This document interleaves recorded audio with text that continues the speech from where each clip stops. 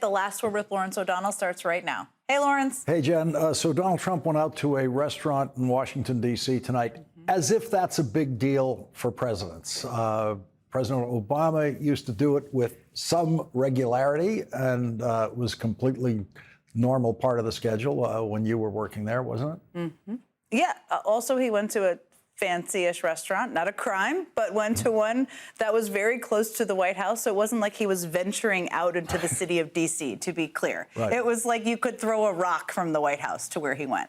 And still, he picked the restaurant where people started yelling at him that he is the Hitler of our time, literally what they were yelling at him inside the restaurant, people who were in the restaurant, apparently at tables in there. So, you know, Donald Trump does have a different experience when he goes out to Washington restaurants.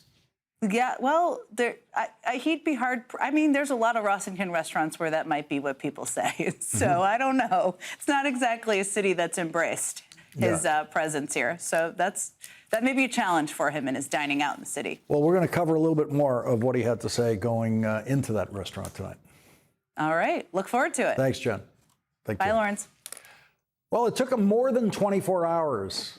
But the breaking and totally unsurprising news of the night is that Donald Trump, on his way into that restaurant tonight, finally said the words, "It's not my signature."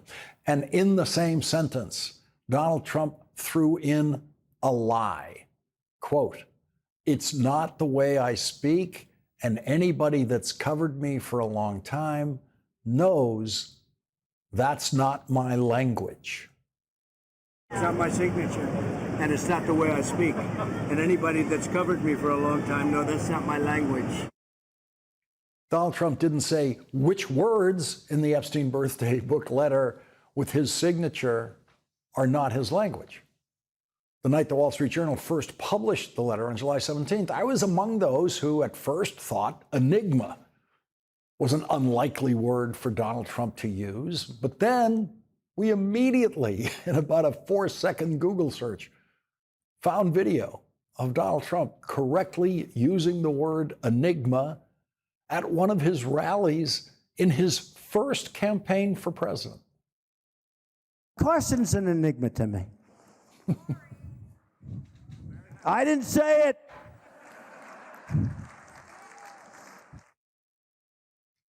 Every other word in the Donald signed birthday message to Jeffrey Epstein is in the vocabulary of the average first grader in America.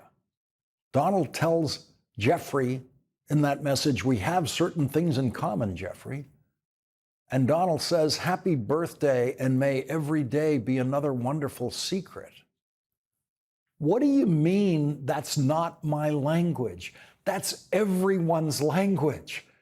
And so, in the very same sentence, when Donald Trump said tonight, "That's not my signature," he lied and said, "That's not my language." Of course, it's your language. It's everyone's language. Even enigma is your language, Donald. Donald Trump was then asked a question to which he convincingly said, "I haven't even thought about it." So will you meet with the Epstein victims? Do you plan to meet with? I don't know about, nobody suggested that. But would you be open to doing that? Certainly, I don't like that whole situation with respect to anybody being abused or hurt, but I haven't even thought about that. Of course, he hasn't even thought about that. That may be the one honest thing Donald Trump has said about Jeffrey Epstein and his survivors. Of course, he hasn't thought about them.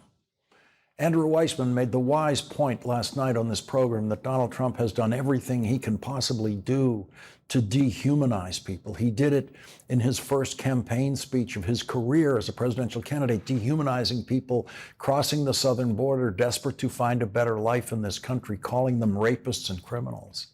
He then went on to use Adolf Hitler's language to describe people in this country, including people who vote for Democratic candidates. He has called us vermin. That is Hitler's word. Donald Trump tries to dehumanize anyone who doesn't vote for him. Jeffrey Epstein and Ghislaine Maxwell dehumanized their victims. Donald Trump was very close friends with Jeffrey Epstein. According to Jeffrey Epstein, for 10 years, Jeffrey Epstein said, I was Donald's closest friend for 10 years. Ghislaine Maxwell, the dehumanizer of those women, some of whom she met when they were little girls, completely ignores the pain of the girls she chose to victimize because she dehumanized them. She didn't think of them as people. The rich heiress who was suddenly penniless when her rich father lost all of his money and then desperately clung to Jeffrey Epstein's money, dehumanized those girls because she believed they were born beneath her station in life and they would always be beneath her. And so tonight, Donald Trump said, I haven't even thought about that. And that's very believable coming from Donald Trump. That's what Donald Trump said tonight about meeting with Epstein survivors. And Donald Trump said, you just heard him say, nobody suggested that. Those were his words. Nobody suggested that. No, nobody working for Donald Trump. Nobody except the Epstein survivors themselves, who Donald Trump dehumanizes to the point of ignoring what they said directly to him. President Trump, you have so much influence and power in this situation. Please use that influence and power to help us, because we need it now. We are the Americans that you promised to protect, and we need your help. Please, President Trump, pass this bill and help us. Make us feel like our voices are finally being heard. I cordially invite you to the Capitol to meet me in person so you can understand this is not a hoax. We are real human beings. This is real trauma. Donald Trump called them a hoax. While the Epstein survivors outside the Capitol last night were speaking, Donald Trump called them a hoax. He dehumanized them while they were speaking. He said in clear Trumpian language, they're not human beings to me. No one should listen to them. They're a hoax. When the survivors were told what Donald Trump said about them outside the Capitol, some of them responded. We're here in person. To say that it's a hoax is just not. Please humanize us. I would like Donald J. Trump and every person in America and around the world to humanize us, to see us for who we are and to hear us for what we have to say. There is no hoax. The abuse was real. I voted for Trump, and for him to say what he's saying is beyond me, because I put my hope in him and he's supposed to protect us. None of us are up there accusing him of anything. There is no one that is accusing him of any wrongdoing. So for the fact that he is saying those things and saying it's a hoax, who are you hiding for then? Because if it's not you, then who is it? And that scares me. Who is it? Earlier today, NBC's Garrett Haake had a brief phone call with Donald Trump in which Donald Trump called the Epstein birthday book and the letter with his name on it, quote, a dead issue. And Donald Trump refused to comment on it, saying, quote, I don't comment on something that's a dead issue. Garrett Haake reported on that at 8:40 a.m. And 11 hours later, Donald Trump decided to comment on the dead issue, which obviously is not a dead issue. And this time, Donald Trump said, it's not my signature.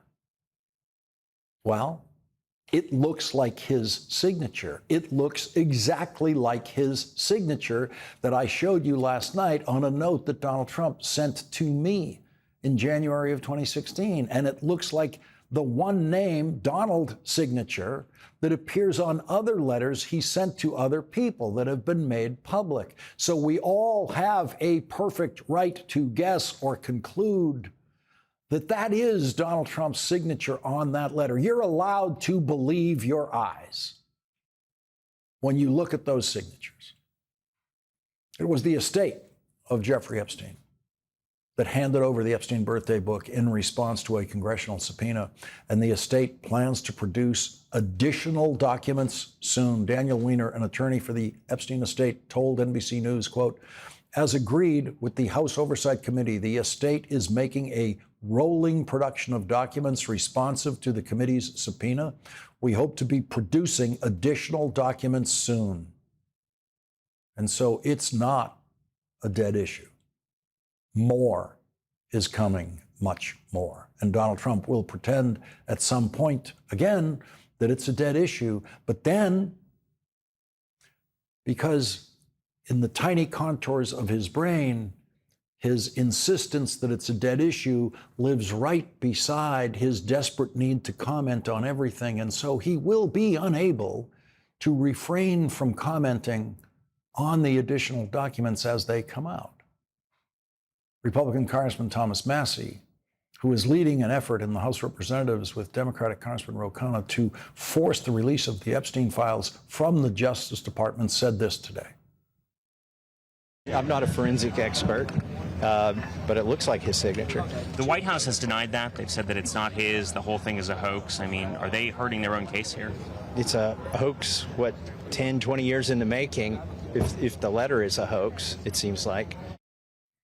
So Donald Trump insults your intelligence by wanting you to believe that 22 years ago, a page was inserted in a bound volume for Jeffrey Epstein's 50th birthday party with what appears to be Donald Trump's signature on it, while Donald Trump was a close friend of Jeffrey Epstein's, and that's a fake. Donald Trump wants you to believe he was the only close friend of Jeffrey Epstein's who did not contribute to the Epstein birthday book. Today, Epstein survivor Liz Stein said this. Well, I think it's important for people to understand that the birthday book was produced by the Epstein estate. So it's coming right from the source. And I think that we should all take a close look at some of the messages in there. They were extremely familiar and intimate. And I think that we're looking at a pattern of behavior with Epstein and some of his friends that has been going on for decades. And this birthday book is just more proof of that. This is incredibly traumatizing for us to have this ripped open again, and for us to have to revisit this and see this on the news and in popular culture every day, everywhere we go. But on the flip side of that, I think that we're all encouraged that the estate is finally turning over some documents, because more than our discomfort in reliving this trauma, we want to see justice. And we are willing, as survivors of this crime, to do whatever we have to without putting ourselves in danger, to really get to the bottom of this. And so I think that we are encouraged by anything new that's coming out. The New York Times has made a giant new contribution to what we know about how Jeffrey Epstein did it, under the headline, How J.P. Morgan Enabled the Crimes of Jeffrey Epstein, reported by David Enrich, Matthew Goldstein, and Jessica Silver Greenberg. The Times reports, at Epstein's behest, J.P. Morgan set up accounts into which he routinely transferred huge sums for young women who turned out to be victims of his sex trafficking operations. Bank officials for more than a decade were anxious about Epstein's prolific wire transfers and cash withdrawals. J.P. Morgan ultimately processed more than $1 billion in such transactions for him and warned senior management about his suspicious activities. But on at least 4 occasions over 5 years, the bank's leaders overrode those objections and continued to serve Epstein. In 2003, Epstein withdrew more than $175,000 in cash from his J.P. Morgan accounts, a huge haul, even for someone with millions at the bank. Outside investigators later found that Epstein paid almost that exact amount to women that year. J.P. Morgan recognized that those withdrawals needed to be reported to federal regulators that monitor large cash transactions, but the bank failed to treat those withdrawals as an early warning system for itself. Indeed, J.P. Morgan's anti-money laundering specialists subsequently acknowledged that such withdrawals should have alerted the bank to the possibility that Epstein was committing crimes. The current head of J.P. Morgan, Jamie Dimon, testified under oath that he had nothing to do with the decision to continue doing business with Jeffrey Epstein. The Times reports The fallout for JP Morgan has been limited.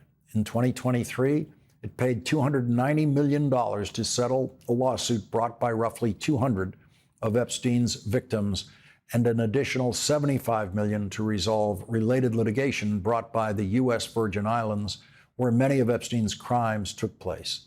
The payments were a rounding error for a company that raked in more than $50 billion in profits that year. The bank didn't admit wrongdoing and is trying to force its insurers to cover some of the litigation costs. No regulator took action against JP Morgan. No executives lost their jobs. Dimon remains one of the most powerful bankers in the world. Perhaps it's time for one of the reporters in the financial news media who get to question Jamie Dimon occasionally to ask him if he would meet with the Epstein survivors and see if Jamie Dimon has a better answer than, "I haven't even thought about that." Leading off our discussion tonight is David Enrich, Deputy Investigations Editor at the New York Times. He is the author of the book, Murder the Truth, Fear the First Amendment and a Secret Campaign to Protect the Powerful. David, thank you very much for joining us tonight and talk about a campaign to protect the powerful. This astonishing piece of investigative journalism you've turned in is just a sad thing to read from start to finish, including the JP Morgan executives. We have one in your reporting, Jess Staley, who actually was the big Epstein supporter at JP Morgan, and he's the one who's identified as having had sex with one of the victims at the time, now survivors of the Epstein operation. Yeah, and I think, and we know it's at least one. I think that it's possible there were more instances of this that we are not aware of and we're not able to confirm. But it is clear that within the bank, this was, and there's the saying, it takes a village. In this case, it takes an entire bank. And yes, Jess Staley, this one very high-ranking executive who is basically the number 2 at the bank, was certainly the point person who was the most vocal advocate for maintaining business relationships with Jeffrey Epstein. But this was an institutional failure and an institutional decision on JP Morgan's part. They wanted to keep doing business with Epstein despite a million red flags that were flapping in the wind because he made a lot of money for the bank. He was a lucrative client. He introduced the bank to other lucrative clients. And he was just an important fixture within the bank. And that led JP Morgan to repeatedly decide to keep doing business with him because he was profitable, even though there were really clear warning signs that a lot of people up and down the food chain inside the bank were very clear indications that are associated with people who were committing crimes. And even though they knew that Epstein had pleaded guilty to crimes and was currently under federal investigation for human trafficking, they opted over and over to continue this relationship. This is also a story about how the law applies differently the richer you are, and without regard to what administration we're talking about. And this is when I discovered in your reporting that the cash transactions were not reported at the time the way the law requires them to be. They were reported by JP Morgan years later after everything was exposed on Jeffrey Epstein. They decided, oh, I guess we better file all those forms we were supposed to file every time he took out $10,000, which is the federal law on this. If you remove close to $10,000 in a cash withdrawal, there's supposed to be an immediate filing by the bank that goes to the federal government so they can track that. They did all of those long after the fact.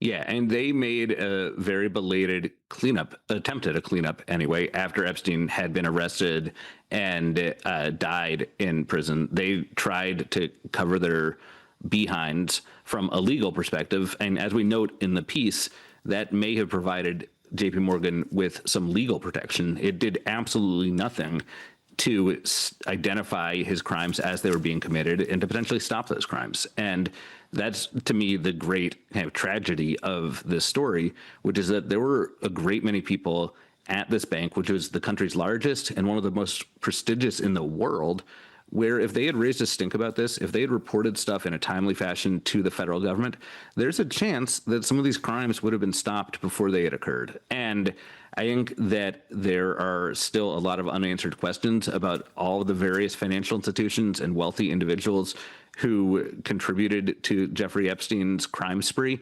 But it's clear to me that JP Morgan has a large amount of responsibility here because they saw a lot of what was happening in real time and they made a conscious decision not to do anything about it.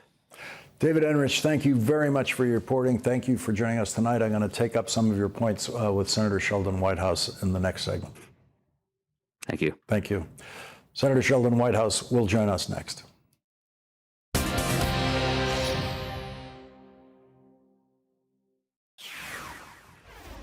Tonight, Donald Trump offered his first on-the-record explanation of the Epstein birthday book, saying, quote, "It's not my signature and it's not the way I speak." It's not my signature, and it's not the way I speak. And anybody that's covered me for a long time knows that's not my language. Even though it looks exactly like his signature and his limited vocabulary does actually include every word in the letter with the Donald signature on it in Jeffrey Epstein's 50th birthday book. What Donald Trump decided to drop from his defense tonight is what he said when the letter was first reported back in July, and it reported that it included that drawing that we've all seen. And at that time, he said, "I don't draw pictures." And of course, immediately, several drawings of Donald Trump, drawings by Donald Trump that had been auctioned off publicly, were immediately revealed and published back then in July. So he's given up on that particular defense. Joining us now is former federal prosecutor Sheldon Whitehouse of Rhode Island. He's a member of the Senate Judiciary Committee, the Senate Finance Committee, and the Budget Committee. He's the top-ranking Democrat on the Senate Environment and Public Works Committee. Senator, thank you very much for joining us tonight. And I would like you, as with your former federal prosecutor hat, to begin this discussion and picking up where we just left it with David Enrich, which is about the under oath testimony that his reporting refers to. It's all in civil cases. It's all in lawsuits brought against JP Morgan. None of it is testimony under oath in a courtroom in a criminal case. And in general, what happens if someone commits perjury in a civil lawsuit? How often or how likely is that to come to the attention of federal prosecutors? Well, it would depend on, I mean, the traditional standard for dealing with that is how material was it? Was it just an incidental lie of no moment? But if it was material, that counts. If it had an effect in the outcome of the trial, that would make a big difference. And what was the intent behind it? Was it a slip of the tongue? Was it a misreading? Or did it seem like it was a deliberate lie? If you look at those things, then there's every reason to enforce it. That would often be done in the form of filing in the civil court for a form of contempt or another remedy that somebody lied and it happened right in the court and the judge needs to do something about it because the other person, was harmed by it. Senator, the judge has a big role here. As a student of dark money, as you've all taught us about how it has flowed through the United States Supreme Court and influenced the judges there, this New York Times reporting about the dark Epstein money moving through JP Morgan, massive amounts of cash being transferred to these people young girls who he was victimizing at the time, and JP Morgan allowing it all to happen until the very last minute, until he's actually in handcuffs. Is one of those stories that sounds like something you could have mapped out for us if you'd had the resources that the Times had on this. Yeah, with the added feature here that those federal reports that the bank filed when it troubled to file them are actually called suspicious activity reports. That's what SARS, the terms, stands for. So if you wanted a clue as a bank whether this was suspicious activity, you might look at the heading of the form that you filed that said suspicious activity reports. And, you talked about how there'd been the big settlement with the victims, and there was a settlement with the Virgin Islands. I don't recall any settlement with the United States. And so we'll see where that goes. But clearly, this is the same material that Chairman Wyden and the Finance Committee revealed a while ago. And so there's been plenty of opportunity for this to be investigated by the FBI. So while Attorney General Bondi and FBI Director Kash Patel were doing all this big talk about getting to the absolute bottom of everything, here was this trove of information right in front of them and no visible effort to do the slightest bit of investigation. And again, these things are called suspicious activity reports, for Pete's sake. Senator Whitehouse, we have to squeeze in a commercial break. If you can stay with us, I want to get your reaction to the latest doings of the United States Supreme Court. We'll be right back after this break.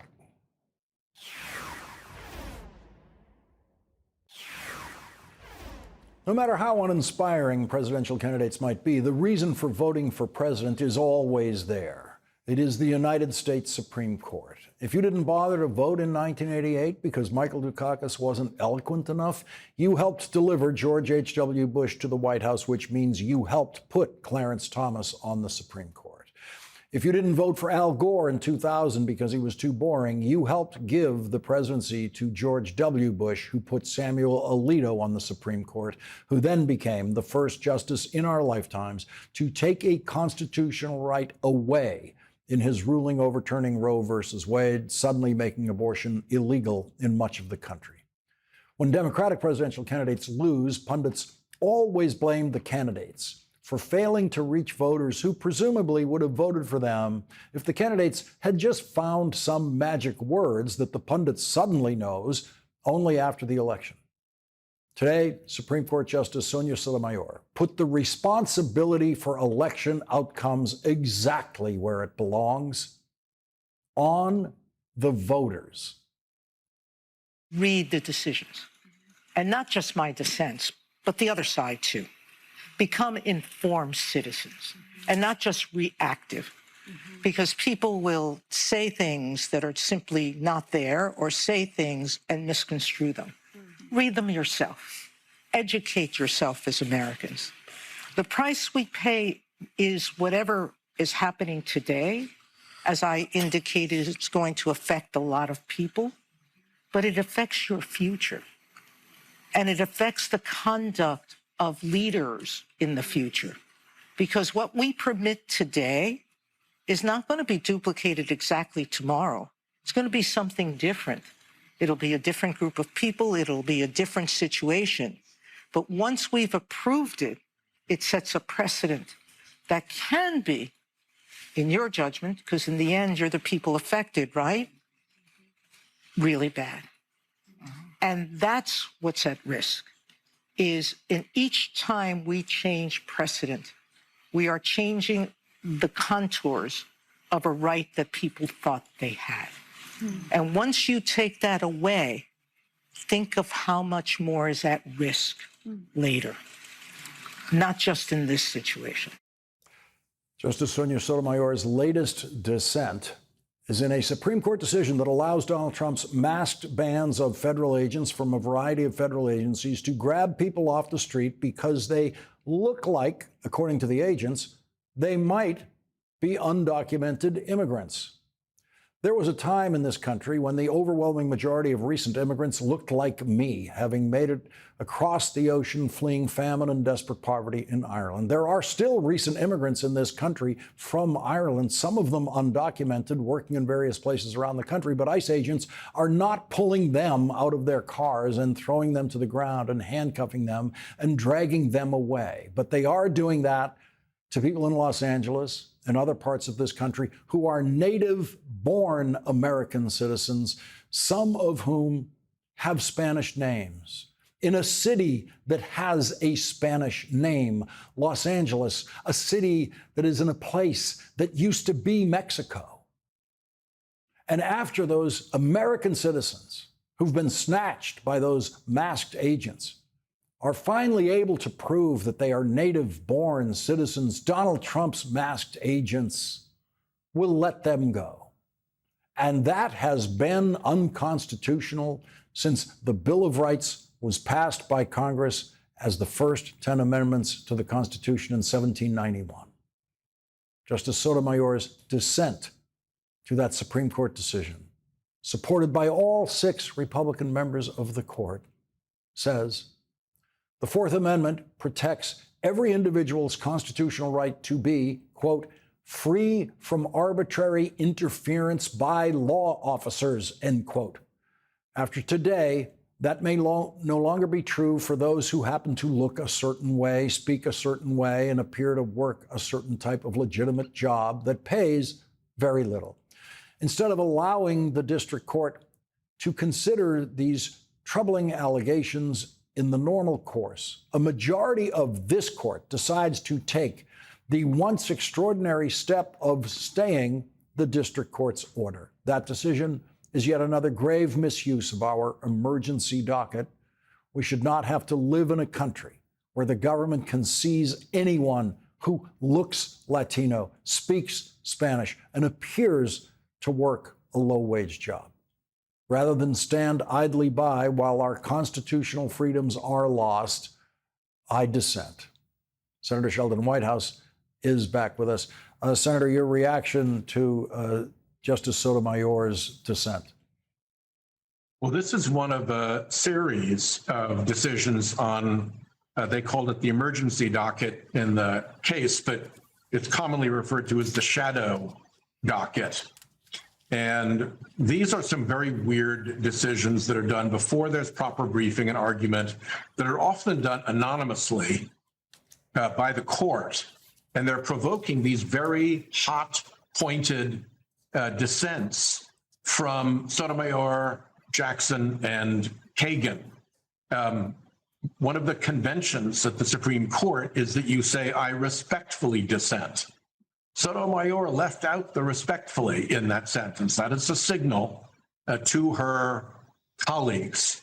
But for all of us, what you're looking at is something that kind of turns Marbury versus Madison, that seminal Supreme Court decision, on its head. Marbury v. Madison says that it's the job of the Supreme Court to say what the law is. In these shadow docket decisions, the court does not say what the law is. It just picks a winner without describing what it's saying. That does a real disservice to the courts below that have to try to figure out how to deduce what it meant. And courts are getting pretty visibly frustrated with this, you know, making references to Calvin Ball and stuff like that, with the Supreme Court just making up the rules as it goes. The legitimate reason to do this stuff is to get in there and minimize pre-decision harm. And these shadow docket decisions go the other way. They make as much pre-decision harm as possible. Many of them are firings, and they let the firing go forward. So on one side, you've got somebody who has to clear out their office, lose their job, maybe never get bought back again, have to look for pay in the meantime. On the other hand, you have the right of the president to fire that person, which before the decision is overturned is actually not a legal right. So it has no measurable value at all. And yet they go with that with an obvious awareness that they are going to overrule the decision, but they won't say so. So everything about it is irritating to lower court judges, irritating to the three, Sotomayor, Kagan, and Jackson, who are the dissenters in all of this. It's a really frustrating moment because it's the court abusing a power that really it shouldn't even have, really, except in rare circumstances. And it's just sloshed out into all of these things, and huge things are now happening. In effect, right about, again, search and seizure has been at least preliminarily stood on its head in Los Angeles if you're Latino. And it is a vivid and painful reminder of the importance of presidential elections and voter participation. Senator Sheldon And Whitehouse. also about understanding what went on behind this, that there was, in fact, a dark money capture of this court, and it is being told what to do by those same special interests through a flotilla of phony front groups. And we have you to thank for that understanding. Senator Sheldon Whitehouse, thank you very much for joining us tonight. Thank you. And coming up, the Trump Treasury Secretary is worried that he might have to pay back all of the unconstitutional and illegal Trump tariffs that he has collected in the Treasury from American companies. He might have to pay those companies back. That's next.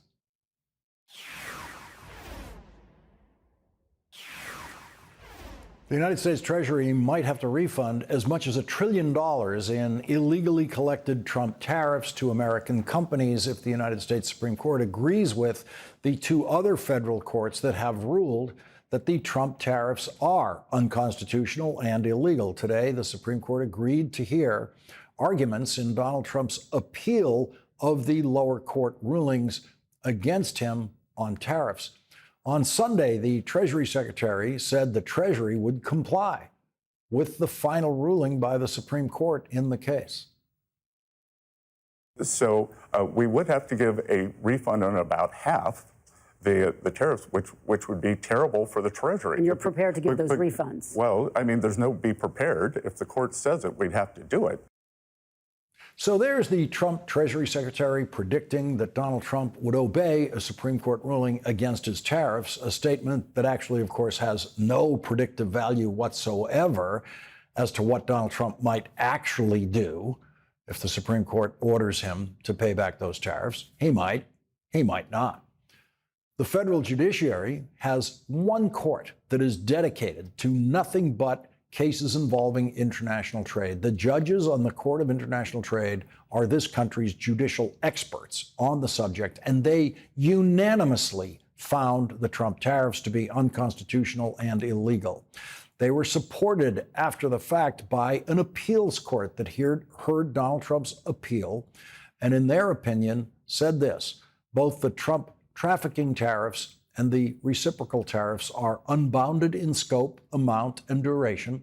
These tariffs apply to nearly all articles imported into the United States, and in the case of the reciprocal tariffs, apply to almost all countries, impose high rates, which are ever-changing and excessive, and are not limited in duration. The trafficking and reciprocal tariffs assert an expansive authority that is beyond the express limitations of the authority delegated to the president by the International Emergency Economic Powers Act. The Wall Street Journal is reporting that Donald Trump's tariffs on automobiles is hurting the American car makers the most. Quote, the biggest victims are U.S. automakers because they rely heavily on North American supply chains. Mr. Trump's recent trade deals with South Korea and Japan cut their border taxes on autos to 15%. Ford this summer forecasted a $2 billion tariff hit to its bottom line this year, and General Motors expects a $5 billion profit dent. This means U.S. auto workers will get thousands of dollars less in profit-sharing checks. And of course, it could also mean more layoffs in the American automobile industry. Joining us now is Jason Furman, former chairman of the Council of Economic Advisors for President Obama. He is a professor of economic policy at Harvard University. Professor Furman, thank you very much for joining us tonight. We see the Treasury Secretary is kind of alarmed at the idea that he might have to pay back tariffs that were illegal in the first place. Yeah, the tariffs shouldn't have been collected in the first place. I'm not a lawyer, but to me, it reads very, very clear. It's also common sense. The idea that you could raise taxes on every single American without Congress having any say in it is just not something I ever thought a president was allowed to do. And the court agreed. And so as we go forward and we're seeing the tariffs take effect, it's been a hard thing to track because they change so much. But it now appears that if you build a car, if a car is made in Japan, it has an advantage over American-made cars. Yeah, that's right. I mean, the thing is, it's very hard to make every single piece of a car here in the United States. The way we have an auto industry is by integrating. And the really successful integration we've done is together with Canada and Mexico. That's what enables us to compete. You showed those numbers. You talked about we've been losing auto jobs basically all year. Auto workers are going to be hurt in terms of their paychecks. And then the last shoe to drop here is the auto companies haven't raised their prices that much so far, but they're losing a lot of money. And they're not going to sell their cars at a loss forever. They are going to start raising prices. So consumers are going to be feeling this next. And so what then happens on the inflation front? We're already at basically 3% inflation. Back, at the beginning of the year, everyone thought we'd be at 2% inflation now. 2% is the Fed's target. If we were at 2% inflation, they'd be happily cutting rates right now. Mortgages would be more affordable. Businesses would be more able to invest. But the inflation right now is 3%. And most economists, and I would share this view, think it's going to go up over the course of the rest of the year, not down, because the tariffs basically doubled in the month of August. So we haven't yet seen those in the data. And more businesses are continuing to pass them through to prices because they can't make losses forever. They go bankrupt if they didn't raise their prices. What are the economic course corrections that we should have now? Not suggesting that it's possible with this administration, but what should we have? Look, the president's telling the Fed to cut rates. I expect them to cut rates this month, but there's only so much that can do when we're doing so much damage to the economy, not just through these tariffs, but also the dramatic immigration restrictions are a big thing affecting labor force, affecting economic growth, another difficulty that the economy faces. So the president needs to figure out how to allow people to come into our country, lawfully through a process, and also reduce these tariffs. And at least on the second one, the court may help out, the Supreme Court. Professor Jason Furman, thank you very much for joining us again tonight. Thank you. We'll be right back. Harvard economics professor Jason Furman gets tonight's last word.